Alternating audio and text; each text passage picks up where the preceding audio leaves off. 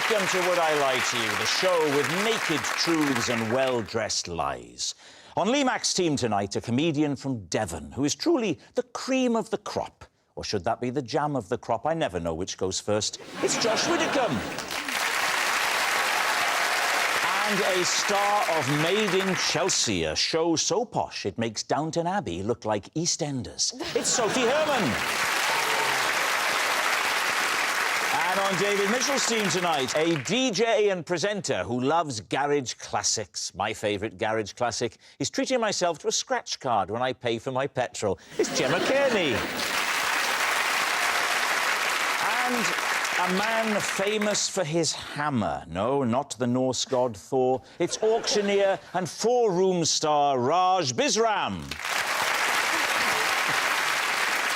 So to round one, Home Truths, where our panellists read out a statement from the card in front of them. To make things harder, they've never seen the card before, so they have no idea what they'll be faced with. It's up to the opposing team to sort the fact from the fiction. Josh, you're first tonight. OK. Possession. Ah, right. First of all, yes. Take the item out and pop it on the desk. Then read out the card. This is my woolly hat. I can't wear it because whenever my ears get warm, I fall asleep. Right. David's team. What? How long does it take you to fall asleep when your ears get warm? Well, I'd say 10 minutes. The problem you've done there now, Josh, is you've made it possible to demonstrate. You might want to change that to 4.5 days. OK. Do you want me to put the hat on for 10 minutes? Yes. OK. And have you had many embarrassing situations with this as a Well, I'm problem? currently wearing it on primetime TV. Yeah. Have you, like, snoozed off? I have, yeah. Awkward I've snoozed off probably 3 times. Will you describe the 3 times in reverse order of hilariousness? OK, so all 3 times have been on trains. And in reverse order of hilariousness, didn't miss my stop, didn't miss my stop, missed my stop. You've got the order right there. Gemma's got one that only covers one ear, so are you sleepy on the left-hand side? I am, yeah. Don't judge me if I just...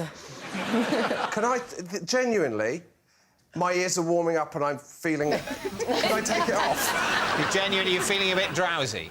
Presumably, sometimes you don't want to fall asleep, but wouldn't it also be quite useful if it's true? Because... I have done that, Rob. To get off, stick it on. I can honestly tell you, Rob, that this has never helped me get off. I don't think anyone would get off if you wear that. Oh, so soon in the show, Sophie. There's 7 billion people on this planet. Some of them are into anything. Oh, that's reassuring. Thank you very much, David. Exactly, absolutely. But that's, you know... There's some weirdo out there that would be into me in a hat. Do you know what, David? Since you got married, you've been very cocky. So, why were you wearing it on the train anyway? They're not perfectly run, our railways, but I don't usually find that the temperature is arctic in a railway carriage. I'll be honest with you, David. Don't insult me with that phrase, because we know the format is you may not be being honest, and I won't hold that against you. It's a parlour game. You know. Okay. You're not denying an affair. You know. You're not denying it? Josh Widdicombe fails to deny affair. This sounds crass, but I wore it on the train because I didn't want people to recognise me. So you thought the way of detracting attention is to put on an enormous bobble hat.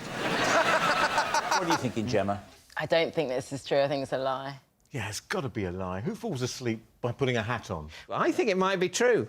Oh. But I'm not going to overrule my team. Because Never. I'm just going to... You don't have the strength of character for that. I don't know. OK, so they're saying it's a lie. Josh Widdicombe, truth or lie? David, it's true. Oh. Wow. Yes, it's true. Josh does fall asleep if his ears get warm. Raj, you're next. I used to practice skiing by strapping myself to the roof of a speeding car. Right, please, team. Is this how you lost your hair? Might have something to do with it. So, OK, when was this? Oh, back in the late 70s, early 80s. I was a skier. What, a professional skier? Yes. Were you? Before you were an antiques guy? Yes. And you learned that on a car? No, it was part of my training. We didn't have a lot of money, so we wanted to get used to going fast. Where was so we this? used to strap in Austria. In Austria? Right, because there are no mountains in Austria where you can practice. Are you talking about a professional skier in events, or you mean you taught people to ski? No, I also raced around Europe. I'll tell you what, if he's lying and he just added in I was a professional skier, he's risking it, isn't he? Yeah. Because we're going to ask him questions. And Yeah. Yeah. Who was the best downhill skier in the 80s? Franz Klammer. Not you!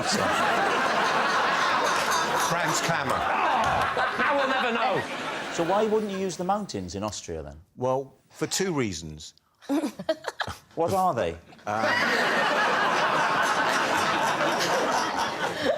One is I would have been a danger on the slopes. Are you not a danger when you're strapped to a car on a road? No, we weren't on a road. Oh, where were you? A racetrack. Well, it's actually a trotting track. It's for horses that trot round the... And how'd you learn to ride them? Did you put the horse on top of the car and then get on top of the horse? You were never on a public road, were you? No. There was never any situations where the driver forgot and thought, oh, I'll just pop into this underground car park for a bit. What was the second reason? You never got to that? We didn't have the money either. But you had the money for a car and the hiring of a racetrack. We didn't have to hire the racetrack. The car was thrown in, as it were. It was a special car because it had to have a very long roof rack. What are you practising? The feeling of speed. So what sort of speeds are we talking about? We tried to get to speeds between 60 and 80 miles an hour. No. And all this holding you on is the boots attached to the skis? Yes. And what sort of pose, now, then, are you doing? Could you show us the kind of position you would assume? I'd start standing up, and then I'd get down into this position with my On the top sticks of the here car? like this. How long's the journey? We just keep going around the track till, you know, we're tired. How are you telling the driver? Yes, that's a good point. Because you're on top of a car going at 60 miles an hour. And you're thinking, I'm knackered here, and so... Well, What? I've got poles, and we had a system where you would just bang the car. Oh, come on! One bang for stop, two bangs for a snack. What are we thinking? Sophie, could he be telling the truth? It's a 9 for me. It's a lie. I don't know what you learn. What's that training you to do in a car? Because if you're on a ski slope going, oh no, I'm 60 miles an hour, I think I'm going to crash into the tree. Oh, I know. I'll tap on the window. Oh, no, there is no window. Doesn't work. What are you training to do? Well, you know, just get used to the speed. All right, what's your team going to say, Lee? It's a lie. Do you think it's a lie? Lie. We're going to go lie. You're saying it's a lie. Raj, was it true, or were you telling a lie? I was, in fact, telling the truth.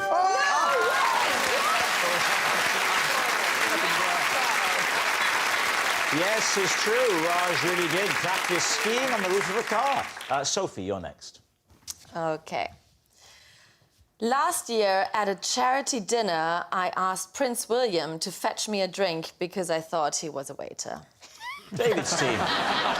So describe the scene. How many people are at this dinner? 30?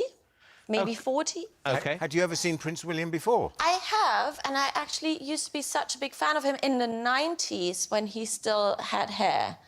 Raj, I am so sorry. We invited her on the show. We had no idea. So what happened then? Talk us through the chain of events. We were at... Oh, what's this place called? Balmoral.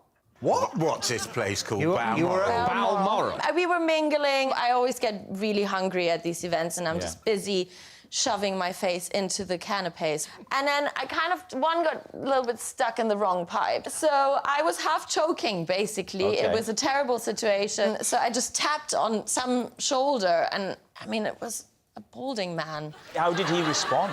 He was like, oh, my God, here, are you OK? I was Well, just so embarrassed. Let's reenact it. I'll be Prince William, of course, and you be you. So you start having your little coughing fit. Yeah. I'm just stood here talking to friends. I mean, it's an absolutely wonderful event. It really is, isn't it? Yes. I mean, gosh, crikey, gosh. I think it's... You're doing Hugh Grant. It's the closest I have to Prince William. Right. I do it as Ronnie Corbett. Yes, I think... We're having a wonderful night.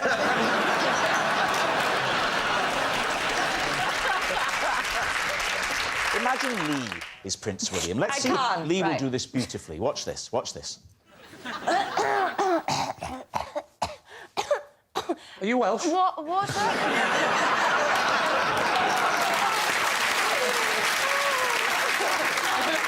So what are you going to say, David? I'll tell you one of my issues with it. Go on. I have a few issues. Well, firstly, the location. Yeah. Balmoral. Balmoral. Yeah. Now, that's... You don't often see royals there, do you? Well, no, but I don't think they hold many charity events for 50 people there. I think that usually happens at other places where the royals sort of come in and are the honoured guests. What about Racing Raj? What do you think? I think she could have been there, but the fact is, for me, that she didn't recognise him. Just another bald guy to her. Her words, not mine. So what's it going to be? What do you think? I think the location is the chink in the story, so I think maybe it's not true. Yeah. Not true. Not true. We're going to go not true. Saying lie? Yeah. OK, Yeah. Sophie, at Balmoral, truth or lie? It is, of course, a lie. It's a lie. Our next round is called This Is My, where we bring on a mystery guest who has a close connection to one of our panellists. This week, each of David's team will claim it's them that has the genuine connection to the guest. It's up to Lee's team to spot who's telling the truth. So please welcome this week's special guest, Sean.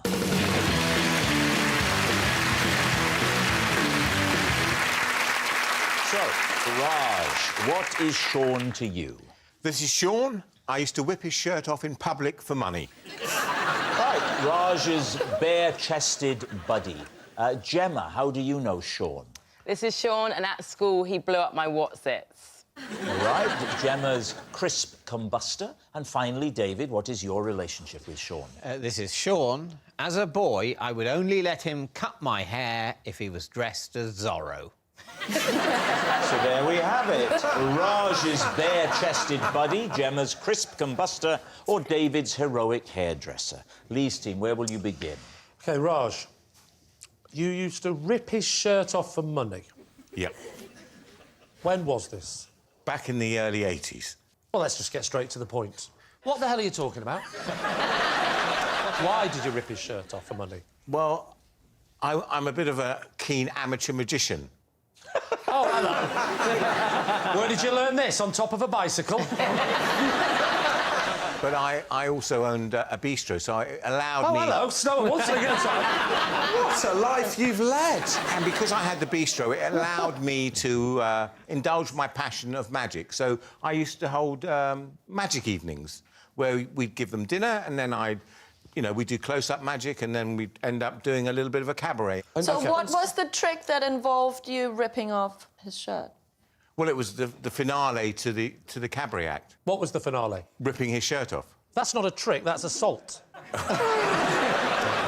Talk us through it, Raj. We've come to your bistro and we've had a super evening. The food is lovely. Yep. And then, oh, hang on, what's happening now? Yeah, I would ask for a volunteer to come out. Right. And lots of people would put their hands up, but I would choose Sean. Oh, he was He was my stooge. So you're telling me that the regulars used to go, that fella's in again. He's having a terrible night. Wait till the end of the night and you see what happens. It gets worse. Every week he falls for this, the poor fella. I'm a viewer. Don't tell me how it's done. As a viewer, what would I have seen? You would have seen my volunteer come out, and I would sit him down on a chair. I would tell him to relax. I would undo some buttons. And would you take it, like, from the collar and just go whoosh and it would come off? Yeah, something like that. Did it ever go wrong? Did you ever, like, take his nose off? Well, we had a few incidents. What happened when it went wrong? Well, he's the third stooge I've had. All right, who would you like to quiz next? Gemma? Gemma. OK. So he blew up your what's-it? The little snack? Was it a very strict school? Yeah, I was at school. He was my teacher, and I was being naughty by eating in the back of the room, just being a bit of a troublemaker. How did he blow it up? Well, he was in the middle of doing an experiment, and then he made an example of me by taking the packet to the front of the room where this experiment was happening and, like, sprayed it with, like, a dry oxygen or something, like some sort of steamy thing. The Bunsen burner was going, and then they just, like, went poof. Just by heating them up? Yeah. But, like, it was blow. something to do with what was sprayed, like, this kind of... Yeah. Petrol. Yeah. And then everybody was laughing, and then he said, that's what will happen if you eat Wotsits. Did it stop you from eating in class? Did it have the desired effect? It had the desired effect, and we got on a lot more after that as well. It broke the ice. Yeah. Suddenly it was Dead Poets Society. What's his surname? Smith. Smith? Yeah. Oh. How did you just think of that like that? Does Smiths make what? No, it's Golden Wonder, isn't it? I think Golden Wonder sold Wotsits, I think, to Walkers. I think it was a major corporate error because they were losing market share in their crisps, but they had this Wotsits brand, and then on some dark day they decided to sell that brand, and then they were left with nothing. And that shows you the kind of error that can be made at a corporate level. So we should be careful before we believe that these corporations are sort of magical and the private sector can do things. And before we sell the NHS down the river, remember the idiocy of Golden Wonder.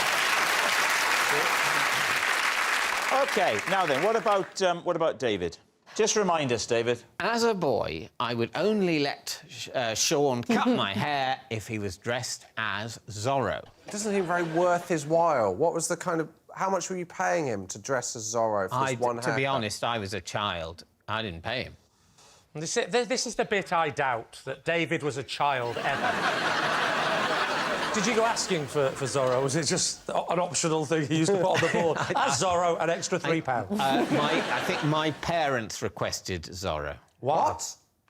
Why? Well, because I was nervous about having a haircut. I think I was about 5, something like that. And I think they'd had an awkward experience with me freaking out at a previous hairdressing encounter. Yeah, it makes sense. So they let's calm him down by getting someone to do it with a blindfold whilst I'm holding a big sharp knife. Well, let's remind ourselves. Here's Zorro. Have a look. Is that how he would dress up? As far as I remember, he had a black hat and a black mask. My God, this show's taken a sort of let's help David turn, hasn't it? So tell us what you look like. Well, here's a picture of him. Would you genuinely otherwise have thought I hadn't heard of Zorro? No, but you might have got it wrong.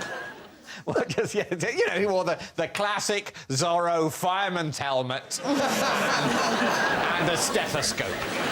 So how old were you? 5, I think. Might have been 6, I'm not sure. How old was he, approximately? How old was he? Don't look at him.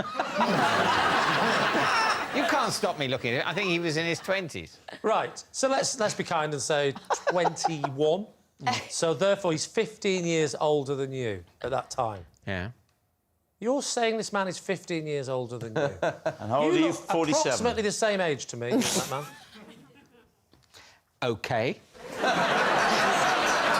Paint a picture for us. Young Master David is going to the high street, to the barber's, unaware of the great fame and glory that lies ahead of him. For now, he's just a small boy. Yes. What happens? I can't remember the details, but broadly, I was very nervous about going to hairdressers. I don't want to go in, Mummy. No. I want to go home and write with my crayons. I'm going to write a satirical look back at the week that's just happened.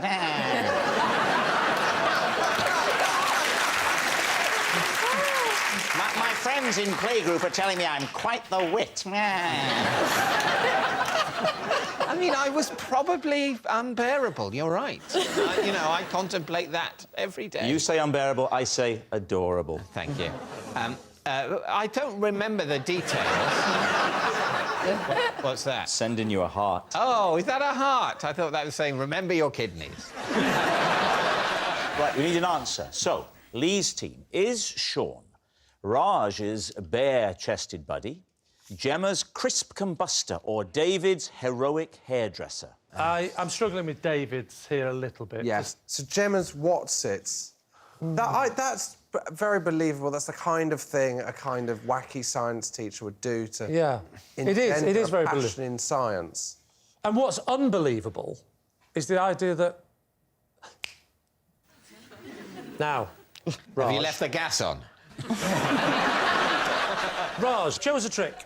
If I could have half an hour Yeah. and the use of the internet, I'm sure I could do that. Oh, yeah, but what did you think the question was? I don't know, what do you think? I think he does look a lot like a science teacher. I think Gemma's telling the truth. So we're going to say Gemma. Yeah. Gemma? Saying it's Gemma. OK, right. So, Sean, would you please reveal your true identity? I'm Sean, and Raj used to whip my shirt off for money.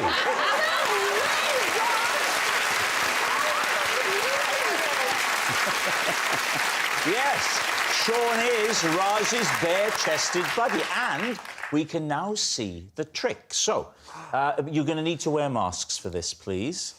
Sean, if you... Zorro masks! You take a position there in the chair, and then over to you, Raj. Oh, God. Well, I would simply get Sean out as my stooge. We'd act as if we didn't know each other. I'd say, good evening, how are you? And I would undo his wrist button, and then I would undo this button, and then, as you can see, I'd undo this button. And then, all I'd say is, on the count of 3, we'd say some magic words. And tonight, they are, would I lie to you? So on the count of 3, 1, 2, 3. Would I lie to you? Oh, hang on. What's happened? I've nearly killed him.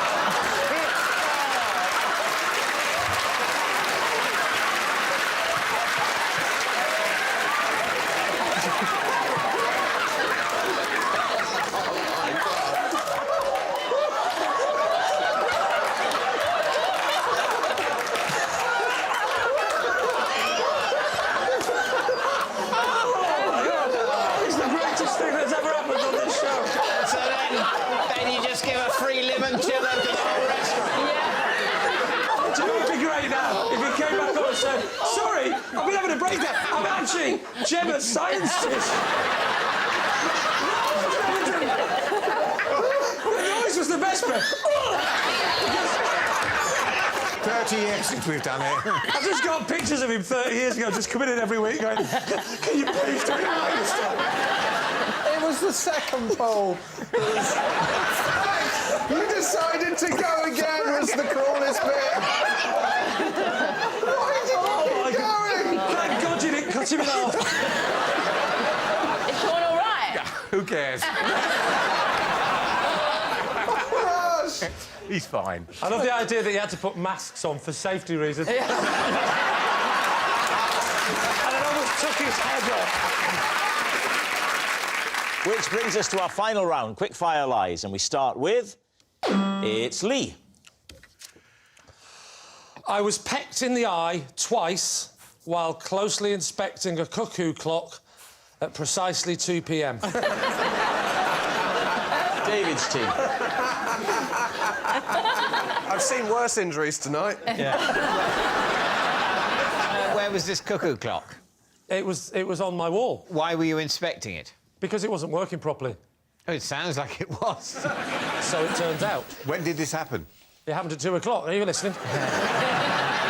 You're at home. You're relaxing at Mack Acres. Yeah. And Well, you... it was in the 90s. Oh. Mack bed sits. Right. Yeah. What's a bed sit? What's a bed sit? Yeah. A bed sit is like this, a very small flat. It's probably where your staff live. If you knew at 2 o'clock it was going to come out, doesn't that seem a little bit strange to be getting very close to it? No, because it was coming out at midday. It was coming out at 12:05, and at 1 o'clock it came out at 5 past. And I kept tinkering with the bits inside, and I thought it's going to happen again. This isn't it? Because I haven't fixed it. And I went in close, thinking this time when it strikes 2, I'm going to listen to the noise it makes inside because it's not going to come out, is it? Bang! Right in the eye. Bang! Right in the eye.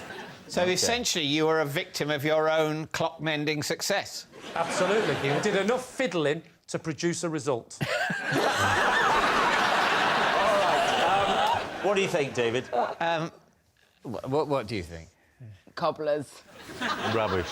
What are you going to say? I think we're going to say a lie. You're going to say it's a lie. Yeah, OK, I think so. Lee, the truth or lie? It's a lie. Next. It's Josh. Oh.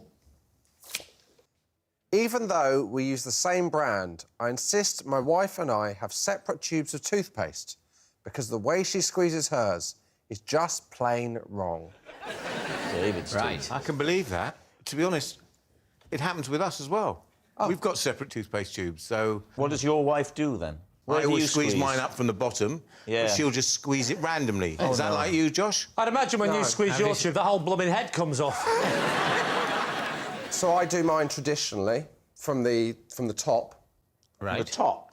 That's Yeah, not traditional. That's not traditional. Well, no. The toothpaste comes out the top. Oh, Yeah. yes. Yeah, that is traditional. That is traditional. mean, Do you know what, it's David? very- Thank you very much, Yeah. because I've been having this argument for 6 or 7 years. She did sort of cut a hole in the side. No, not at the side. So she cuts the bottom corner off. You know, like... No, she does. Like, you know, with a 99, when you bite the bottom of the... Yes. Because she doesn't like the way the top clags up with toothpaste. Ah. So about halfway through, she'll cut the bottom corner off and go from the bottom to get a new kind of exit. Yeah, so she'll initially make some use of the top nozzle. Until it starts to get claggy. And then she cuts it a little rectum. Yes.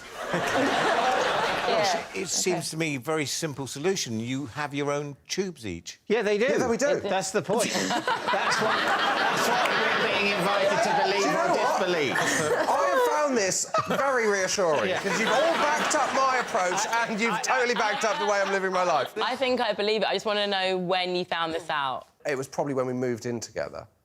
And then- to be honest, I didn't have an issue with it. I thought initially, this is fine, it's quirky. It's something I love about her, and then it started to annoy me. That's about everything in life. All right, so what do we think? Is he telling the truth? I think he's telling the truth. I think so too. I can just imagine him like having quite an independent wife, you know, that just Yeah, doesn't... she'd have to be, wouldn't she? Yeah. Yeah, I think it sounds true. My first instinct was true, so yeah. OK. Stick with it. Well, I think that if Josh had been given that card just now, he wouldn't have invented the idea of snipping the bottom corner off the toothpaste tube. That's what makes me think he's telling Well, what the truth. would he have invented? What you're saying, David, is Yeah. that I don't have the mental capacity to come up with that idea. Truth is, Josh, I'm not saying it's impossible. With a following wind, on a good day, maybe. What I'm saying is I think it's more likely that it's just something that your wife actually does. All right, we're you know. saying it's true. Yeah. Josh Widdicombe, truth or lie? It's a lie.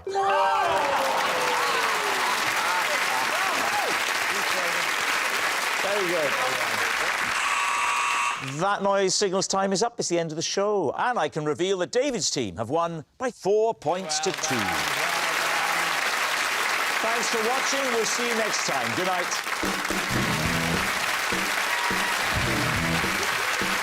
Now, this time round, they're trying to track down Keith Lemon. 6 degrees from Jamie and Spencer. Listen now with the BBC Sounds app. Next, living with Lee, you'd think Lucy would age quickly, but actually, it's the other way round. As you'll see, new, not going out. Right, are we doing it again? Yeah? Yeah, OK. On the count of 3, we're going to have the magic words. 1, 2, 3. Would I Would I like like you?